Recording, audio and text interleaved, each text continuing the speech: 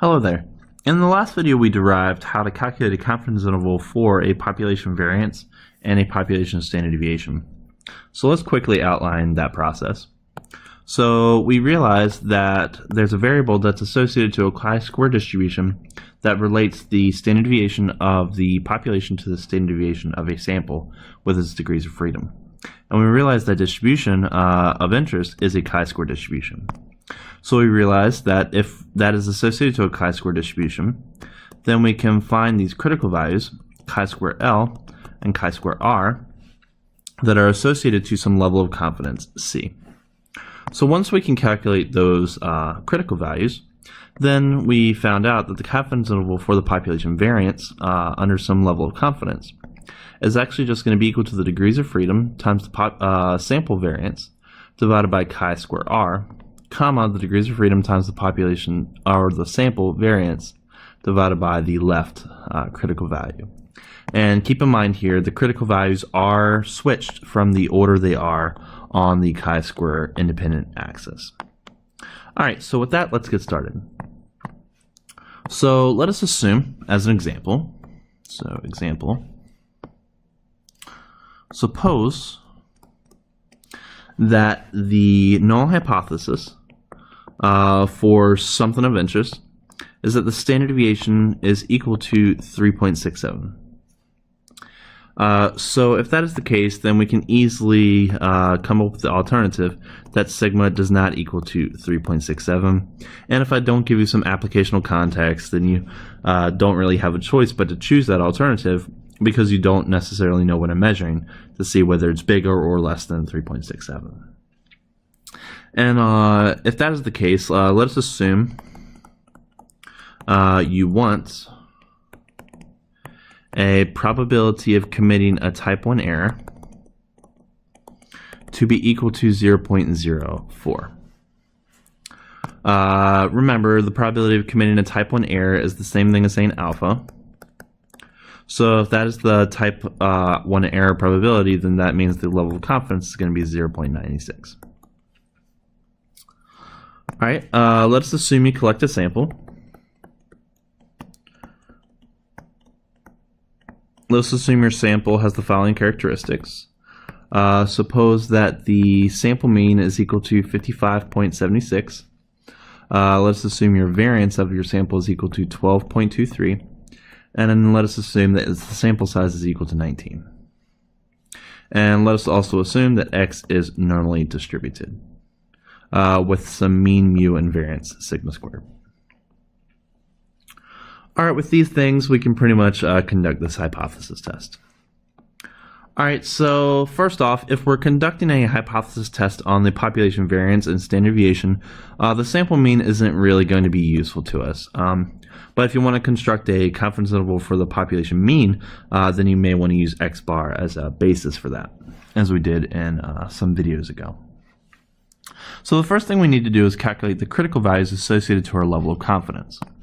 Let us go through that process again.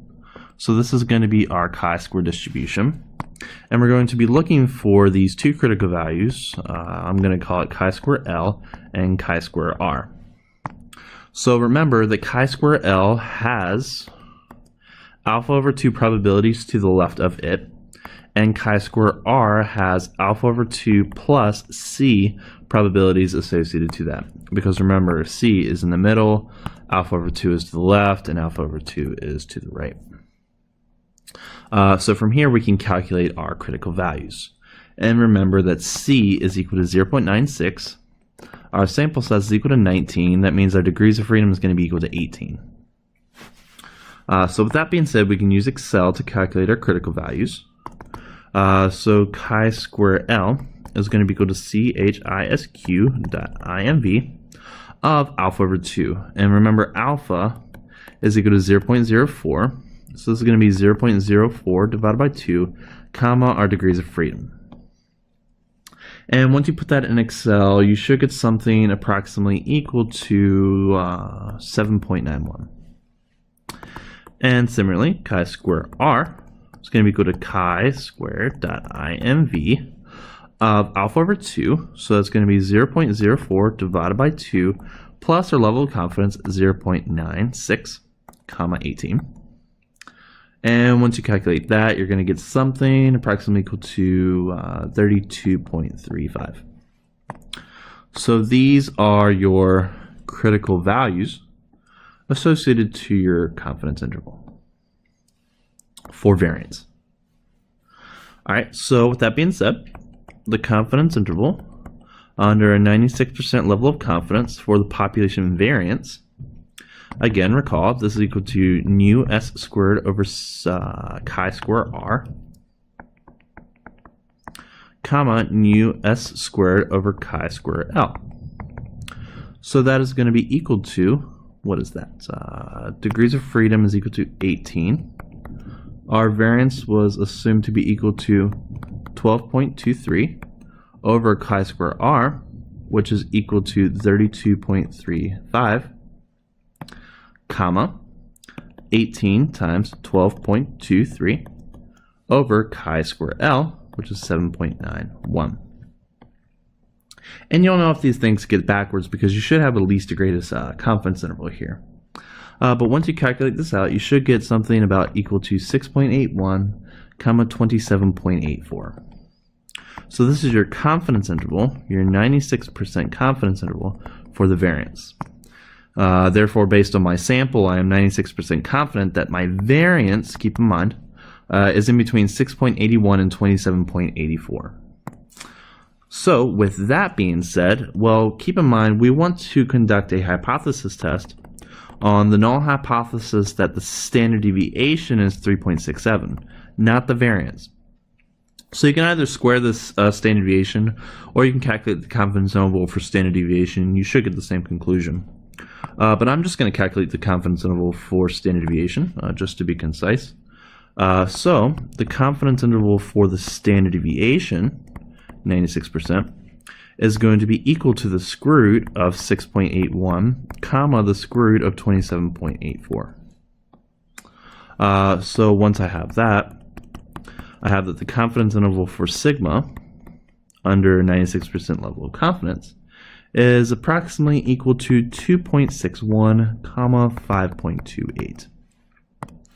So based on my sample, I am 96% confident that sigma is located somewhere between 2.61 and 5.28. So therefore, since sigma 0, 3.67, is located within my confidence interval, that means my confidence interval sort of agrees with the null hypothesis, so I can't really reject it under the specified level of statistical significance.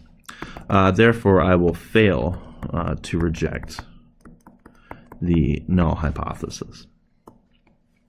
And that's pretty much how you can go about conducting a hypothesis test on the population variance and or the population standard deviation via the process of confidence intervals.